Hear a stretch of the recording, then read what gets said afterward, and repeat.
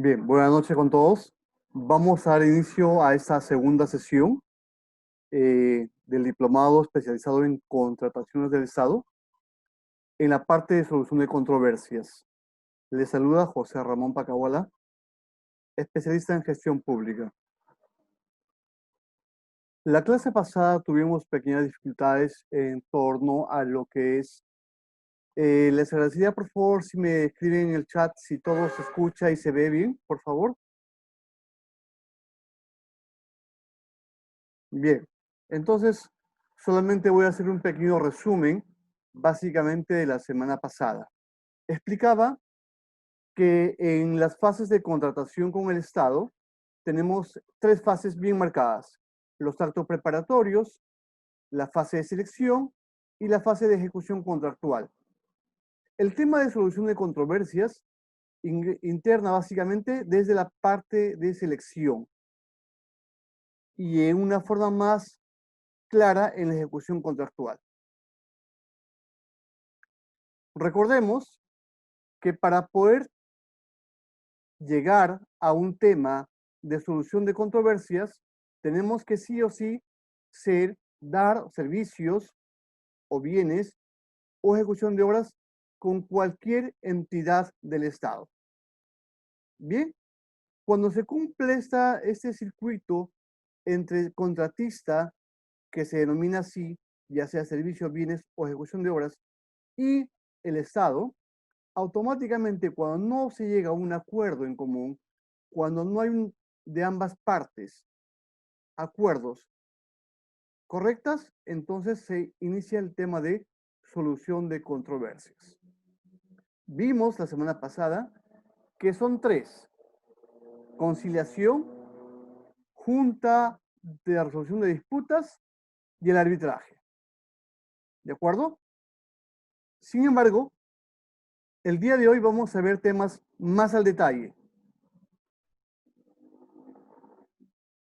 Voy a dejar de compartir esta pantalla para cambiar a otra pantalla diferente.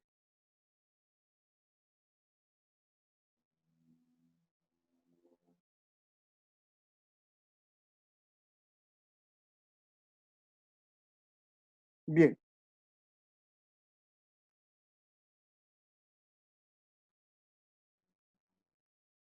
Cuando hablamos del artículo 44 de la Constitución Política del Estado, hay una parte que para mí es muy importante, que es garantizar la plena vigencia de los derechos humanos. ¿Por qué menciono ese artículo 44 en un tema de la Ley de Contrataciones del Estado que tiene que ver con el tema de solución de controversia? Porque todos nosotros, tanto ustedes como quien le habla, tiene derecho a la educación, salud, transporte. Tenemos una serie de derechos. Entonces, por ejemplo, si tengo yo derecho a educación, el Estado tiene la obligación de poner y construir un colegio, de comprar muebles y enseres. Es ahí donde ingresa las contrataciones con el Estado, ¿no? Porque tiene que contratar a contratistas para que construya un colegio, tiene que buscar un proveedor para que compren los muebles y tiene que buscar a docentes que den servicios de enseñanza dentro de mi educación. Entonces, cuando el Estado cumple básicamente la vigencia de los derechos humanos, está velando porque se cumpla el circuito de lo que es servicios, bienes y ejecución de obras.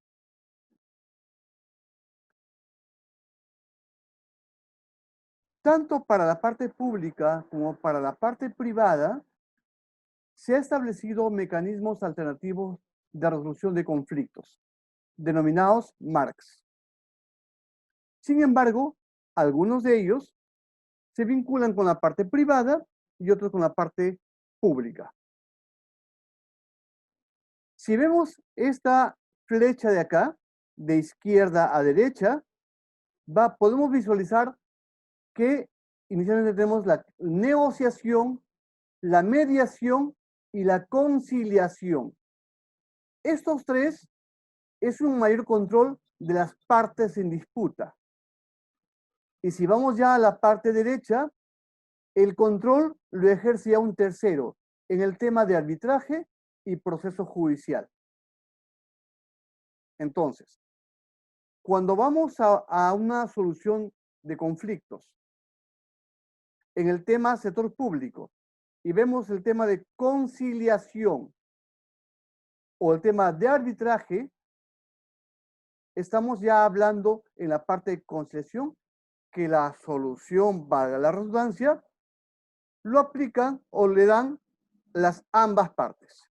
En el tema de arbitraje ya es un tercero el que soluciona y juzga a ambas partes. Bien. Vamos a ver qué es un tema de mediación. Porque si entendemos negociación con mediación, son primos hermanos en cuanto a lo que establece la RAE como concepto de los mismos. La mediación es un medio de resolución de conflictos. Las partes llegan a un acuerdo consensual con la ayuda de un tercero. Sin embargo, ese tercero es únicamente un mediador que no tiene facultad ninguna de poder resolver ni a favor de uno ni a favor de otro. Tampoco este mediador pide o solicita el sustento de ninguna de las partes. Solamente es un mediador que escucha, pone la pausa y modera a ambas partes. ¿Ok? A diferencia del conciliador, el mediador es un tercero que interpone sus buenos oficios a fin de que las partes en controversia lleguen a un acuerdo plasmado en su propuesta. Entonces, tengamos clarísimo que el mediador no está facultado, no tiene por qué ser un abogado, no está en un banco de registro de árbitros, puede ser cualquier persona civil o jurídica. Normalmente se utiliza la mediación para la parte privada. ¿De acuerdo? Si las partes no se ponen de acuerdo en una mediación, el mediador no tiene más solución que acatar esa disolución de partes, porque él no tiene ninguna injerencia para que solucione el conflicto. Entonces, la mediación lo resuelve ambas partes. Y si no hay solución, la mediación termina y se rompe. Si hablamos de las MARC, ¿qué tipos de mecanismos debo usar? Depende de acuerdo a las partes. Y aquí yo quiero entrar muy detenidamente y les pido por favor que tomen nota de algo muy importante. El decreto legislativo 1017 es el decreto marco que norma la solución de controversias en la ley de contrataciones del Estado. Esto es el decreto ley 1017. Sin embargo, este decreto refrenda a la ley 30225, que es la ley de contrataciones del Estado. Este año 2020, mediante decreto de urgencia 20-2020, ha habido modificatorias al decreto legislativo 1017. Estas modificatorias tienen que ver netamente con la forma como se ha ido llevando el tema de la solución de controversias. Antes de ingresar de lleno ya a la parte normativa y a la parte explicativa de la solución de controversias, quiero que nos contextualicemos en el proceso en sí de lo que se requiere desde el planeamiento de la programación, aquí.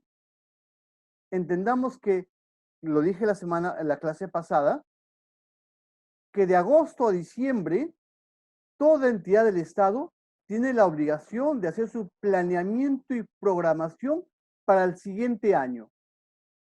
Es decir, el año 2020, de agosto a diciembre, todas las áreas de una entidad pública deben elevar sus requerimientos al área de presupuesto o planificación, para que esta área consolide y en función al presupuesto del siguiente año, priorice lo más importante para cada área en función a los requerimientos que se ha generado.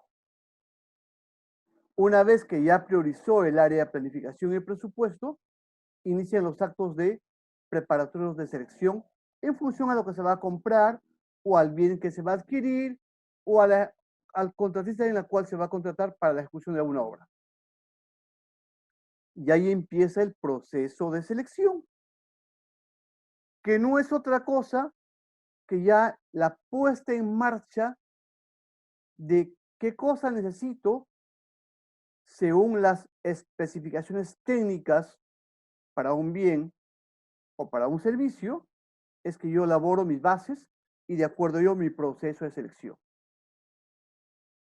Dijimos en la clase pasada que una solución de controversias ya podía entrar en el proceso de selección. Y esa es la impugnación administrativa y que da como consecuencia un acto contencioso administrativo. Entonces ya tenemos una primera parte que es el círculo verde de una solución de controversias. Cuando ya se selecciona y se da la buena pro al postor que ha sido beneficiado en el proceso de selección, se elabora un contrato. En ese contrato deben haber cláusulas muy definidas en caso de un desacuerdo de ambas partes. Cuando ambas partes creen que su derecho ha sido vulnerado, entonces se someten a las cláusulas ya especificadas en el contrato. Les pido por favor, si hubiese alguna pregunta, me levantan la manito para dar el micrófono o me escriben en el chat para que yo pueda responder a las preguntas. ¿Sí? La idea es que lo que estoy explicando ustedes puedan entenderlo y las dudas sean asueltas. Igual en el entretiempo, las consultas vía chat, estaré yo atento a cada una de ellas. Muy bien, continuemos. En el proceso, en el contrato, básicamente se estipulan las cláusulas y ya inicia la ejecución del contrato. Y es ahí, con mayor incidencia, donde se da el tema de solución de controversias. Con dos formas muy claras, que es la conciliación y el arbitraje. No más. Ojo, ¿ah? En el proceso de selección, en la fase de selección, está la impugnación administrativa mediante un acto de contención administrativa. Pero en la fase de la ejecución del contrato está el tema que yo resuelvo mi discordia mediante una conciliación donde ambas partes llegan a un acuerdo sin la necesidad de un tercero o ambas partes se someten a un arbitraje. Y hoy día también veremos los tipos de arbitrajes que hay. Esas son las diferencias muy marcadas. Bien, sigamos. Si ya vimos hace un momento que el marco normativo de la solución de controversias es el decreto legislativo 1017, esto faculta tanto a la entidad como al Tribunal de Contrataciones con el Estado, para que a su vez ellos informen mediante la plataforma del SEACE a OCE. ¿Okay? Y las competencias del tribunal en cuanto a controversias y procesos de selección, ya sean por el tipo del proceso de selección en el cual están.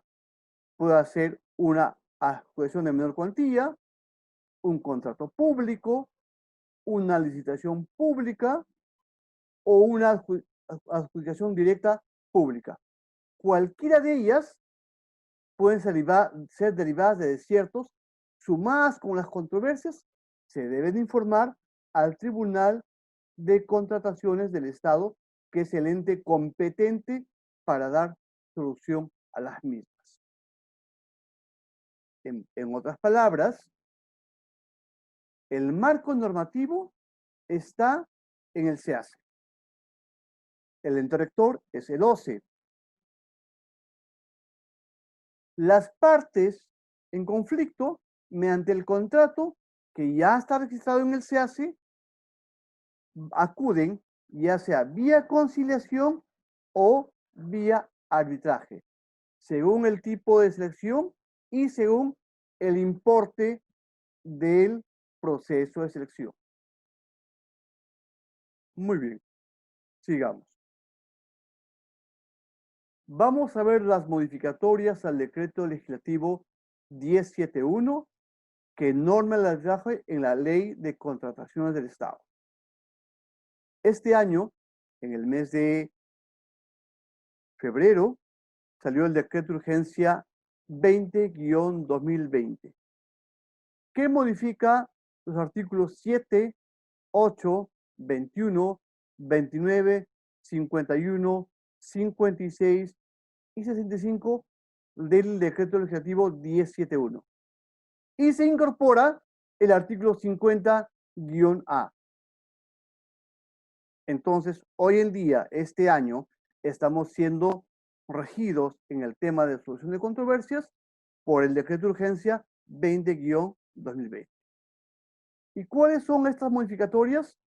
Hice un pequeño resumen en forma literal de cada una de ellas. El artículo 7 dice que el arbitraje ad hoc o institucional se refiere básicamente cuando el Estado peruano interviene como parte. El arbitraje es institucional en función al monto que no supere las 10 unidades impositivas tributarias. En ambos casos son arbitrajes de derecho, con excepción de los proyectos desarrollados mediante asociación pública-privada, cuando sus controversias son de naturaleza técnica que puedan ser atendidas alternativamente por arbitrajes de conciencia. Eso es como queda ceñido con este DU número 20. ¿Cuál es la diferencia en relación al anterior? Que han incorporado el arbitraje institucional y ad hoc de igual forma. En el artículo 8 establece la competencia en la colaboración y control judicial. Ojo, colaboración y control judicial. En los casos en los que el Estado peruano es la parte afectada, es decir, yo Estado soy el afectado, con la medida cautelar que ha sentenciado como consecuencia de la solución de controversias. Entonces se exige como contracautela la presentación de una fianza bancaria y o patrimonial solidaria. ¿Ok?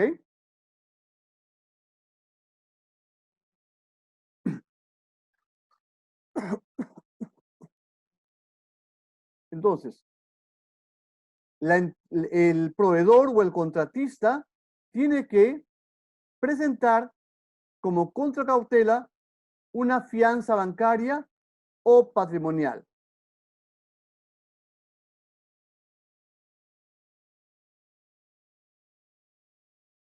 Incondicionada y de realización automática en favor de la entidad pública afectada por el tiempo que dure el proceso arbitral.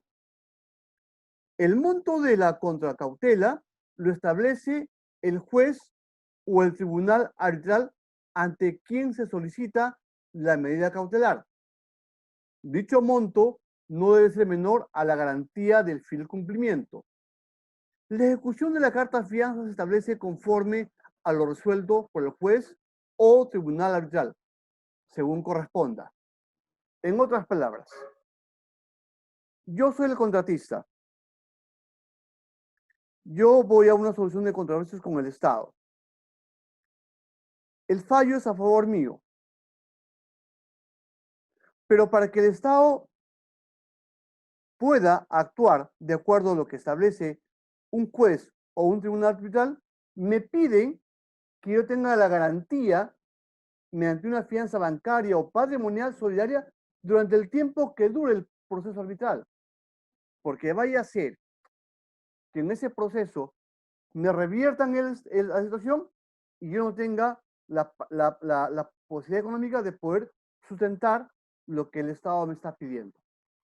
De esta forma, las entidades públicas del Estado se protegen de que cualquier persona, ya sea natural o jurídica, les lleve a un arbitraje sin que simplemente porque se ocurre o vieron afectados ciertos contratiempos que han tenido. Entonces, para que una empresa lleve a un arbitraje, primero debe emitir una carta fianza solidaria e incondicionada durante el tiempo que dure el proceso de arbitraje. Eso establece el artículo 8. El artículo 21 habla de incompatibilidad. Dice, en los árbitros en los que interviene como parte del Estado peruano, tiene incompatibilidad para actuar como árbitro el que ha tenido actuación previa en el caso concreto que debe resolver, sea como abogado de alguna de las partes, como perito o el que tenga intereses personales, laborales, económicos o financieros que pudieran estar en conflicto con el ejercicio de su función arbitral, sea como abogados, expertos o profesionales de otras materias. En resumen, si yo soy árbitro, no puedo ser juez y parte por un tema de incompatibilidad. Antes de este decreto de urgencia, sí se podía. Yo podía ser el abogado de una parte y a la vez podía ser árbitro. Entonces, direccionaba básicamente el tema de la solución de controversia. Ahora se ha roto esa parte, se ha dado mayor fuerza legal a ambas partes, básicamente, para que no haya un conflicto de intereses ni en la parte laboral, ni personal, ni económica, ni financiera. Ha ido mejorando el tema legal en esta parte de incompatibilidad. Sigamos. El artículo 29. Procedimiento de reacusación. En el literal E menciona en forma resumida lo siguiente. En los arbitrajes en los que intervienen como parte del Estado peruano, si la otra parte no conviene en la recusación, el árbitro recusado niega la razón, no se pronuncia o renuncia. Resuelve la recusación de la institución arbitral a falta de esta. La Cámara de Comercio correspondiente conforme a los literales D y E del artículo 23. Es nulo todo acuerdo que establezca la posibilidad de que los miembros de un tribunal arbitral resuelvan la recusación de los demás árbitros. Vamos a ponerlo en limpio. El procedimiento de reacusación no es otra cosa que el mismo, cuando veíamos en el artículo 21 del tema de incompatibilidad, que no podía ser juez, abogado y parte, pues bien, acá es lo mismo. Si la otra parte no conviene en la recusación, el árbitro recusado le niega la razón, no se pronuncia. Por tanto, resuelve la recusación a la institución arbitral a falta de esta. Bien, en el artículo 51, el tema de confidencialidad y publicidad. En el literal 3 dice que los arbitrajes en los que intervienen como parte del Estado peruano, las actuaciones arbitrales y el laudo son públicos una vez que ha concluido el proceso arbitral, observando las excepciones establecidas en las normas de transparencia y acceso a la información pública. Cada entidad arbitral reglamenta la disposición pertinente. En los arbitrajes ad hoc, dicha obligación lo asume la entidad estatal que intervino en el arbitraje como tal. Entonces, acá nos dicen que toda solución de controversia llevada a un arbitraje que como consecuencia tiene actuaciones arbitrales y el laudo son públicos, es decir, son transparentes. No hay nada que se pueda manejar en forma oculta o que sea reservada o que no sea de conocimiento de ambas partes, lo cual garantiza la transparencia del proceso en sí. A su vez, habla de publicidad. Claro, una vez que se ha resuelto la solución de controversia, estas se publican en el portal de la entidad pública en la cual ha estado inmersa en el tema y también en el portal de la institución arbitral que reglamenta la disposición pertinente. El artículo 56, que es el contenido del laudo, en el numeral 2 dice, el tribunal arbitral se pronunciará en el laudo sobre la asunción o distribución de los costos del arbitraje según lo previsto en el artículo 7.3. En los arbitrajes en los que interviene como parte del Estado peruano, no cabe la imposición de multas administrativas o similares, u otros conceptos diferentes a los costos de arbitraje. Entonces, lo que estipula el artículo 56 es el contenido del laudo, que se pronuncia en función a la asunción o distribución de los costos de arbitraje. ¿Ok? El artículo 6.5, consecuencias de la anulación. El literal 1 dice, anulado el laudo, se procede de la siguiente manera. Punto. Literal B, en los arbitrajes en los que interviene como parte del Estado peruano, cualquiera de las partes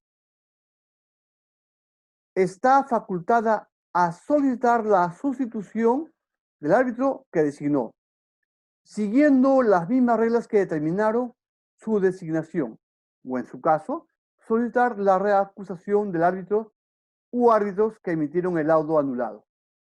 En dicho supuesto, se habilita el plazo para plantear recusación sin admitir norma o pacto en contrario. En cristiano, las consecuencias de una anulación está facultada a que se sustituya al árbitro que se designó y el procedimiento de cómo se designó un árbitro es la misma forma como se anula uno y se sustituye por otro. O sea, los procedimientos no cambian en absoluto. ¿Y qué se incorporó? El artículo 50A, que habla de abandono, que en el decreto legislativo 1071 no mencionaba esta parte. Había un vacío legal y había mucho abandono y la ley no contemplaba qué hacer al respecto. Muy bien, han corregido esa parte y se ha insertado el artículo 50-A. Dice, en los arbitrajes en que intervienen como parte del Estado peruano, si no se realiza acto que impulse el proceso arbitral durante 4 meses, ojo, durante 4 meses, se declarará el abandono del proceso arbitral de oficio o a pedido de parte. Si el arbitraje es institucional, esta declaración es efectuada por la Secretaría General del Centro de Arbitraje. Si el arbitraje es ad hoc, la declaración es efectuada por el árbitro único o el presidente del tribunal arbitral. Entonces hacemos un alto ahí. Dice que si un lapso de 4 meses no sucede nada en el tema del arbitraje, automáticamente se declara el abandono del proceso arbitral, ya sea de oficio o ya sea de parte. Ya que hay 2 partes que salen. Si el arbitraje es institucional, esta declaración lo efectúa la Secretaría General del Centro de Arbitraje. Pero si es ad hoc, la declaración es efectuada por el árbitro único o el presidente del tribunal arbitral, que son 3.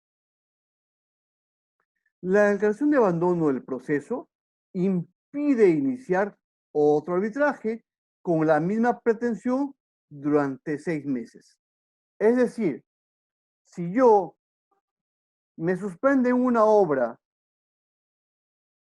y yo llevo a la municipalidad X a un arbitraje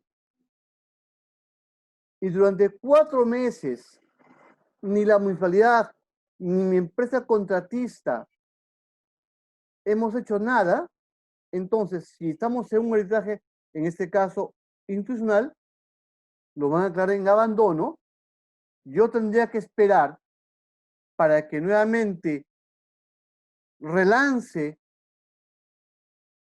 mi pedido 6 meses para que nuevamente sea aceptado. Antes del lapso no puedo hacerlo. Entonces, si no me pongo las pilas en 4 meses, voy a esperar 10 meses para que recién reinicie nuevamente y me va a generar problemas económicos, si es una obra, gastos de personal, gastos de maquinaria, tiempo, si es un tema de una compra, se deprecia el bien, si es un tema de servicio y no me han pagado, voy a esperar tanto tiempo para que recién se haga efectivo el pago. Entonces, esta parte del artículo 50-A ha sido muy importante que pueda ponerse, porque antes de esto no se declaraba en abandono, simplemente no se llevaban acuerdos.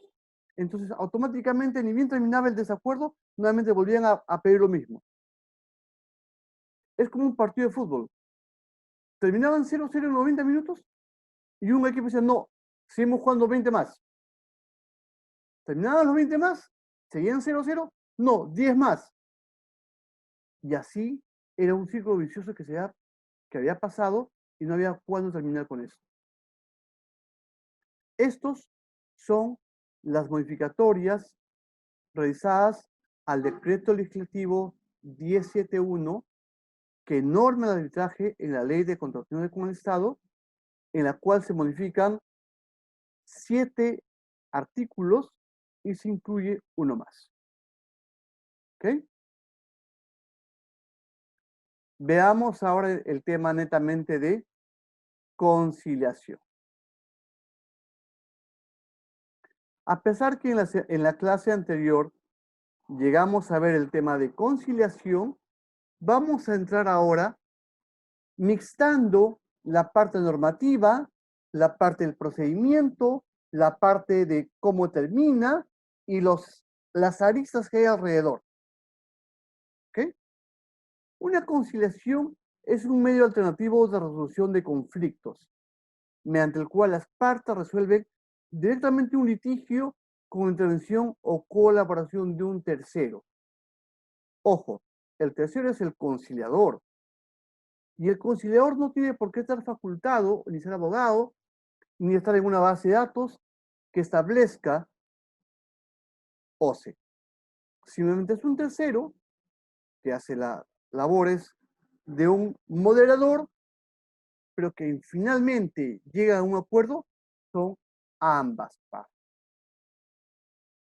Si A y B van a conciliación y toman a C como conciliador, C no va a hacer nada más que escucharlos y únicamente ver cómo ambos se ponen de acuerdo.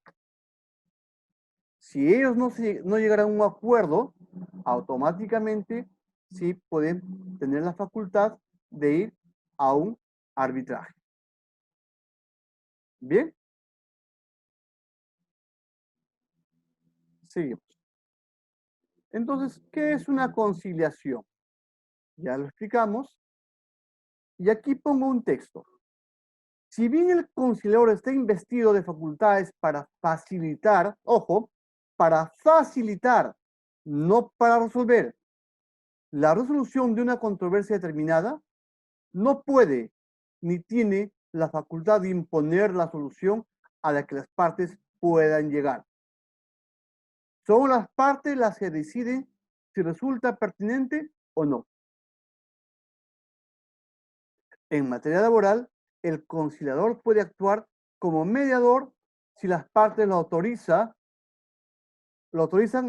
estando facultando para reformular o para formular propuestas de solución. Creo que estoy dejando clarísimo que el conciliador no tiene facultad de imponer nada, en absoluto. Y me hacían una pregunta, y entonces, ¿para qué voy a un conciliador? El caso típico que nace la conciliación es en el tema conyugal, ¿no? Cuando esposo y esposa no se ponen de acuerdo en un tema con los hijos, y en vez de que ellos hablan, solamente gritan y gritan y gritan y no llegan a ningún acuerdo, llega un conciliador para que los escuche, les dé la forma, le dé la pauta, escuche a uno, a otro, llegue a un acuerdo, y ya está. Algo similar ocurre con el tema de la ley de contrataciones con el Estado. El conciliador hace que ambas partes, en función a escuchar lo que cada uno tiene, les hacen la razón y concilia, hace que cedan cada uno para que llegue a un acuerdo final. Ahora, hay unas características de la conciliación. ¿Cómo puedo diferenciar si esto me lleva a una conciliación o no? Primero, el control del proceso por las partes, que es la parte voluntaria, ¿no? Ambas partes son conscientes, entonces en forma voluntaria van a una conciliación. El conocimiento del fenómeno del conflicto por un tercero. Ambos son conscientes de que el tercero o que el conciliador no juega ningún papel determinante en sus intereses. Es únicamente un moderador. Saben que es algo informal, pero que tiene cierto valor, no legal, porque es privado y es confidencial, lo que genera una celeridad en la economía de ambos. Recuerden algo muy importante. Si ustedes trabajan en cualquier entidad pública, y lo hemos escuchado, cuando no se llega a un acuerdo y se llega a juicio, es una pérdida de tiempo y de dinero.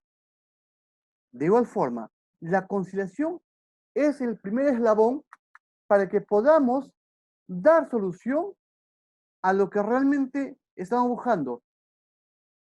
Porque toda empresa del Estado, toda empresa que brinda servicios, tiene que velar primero por sus costos, por la parte económica, en la cual estos no se desgasten.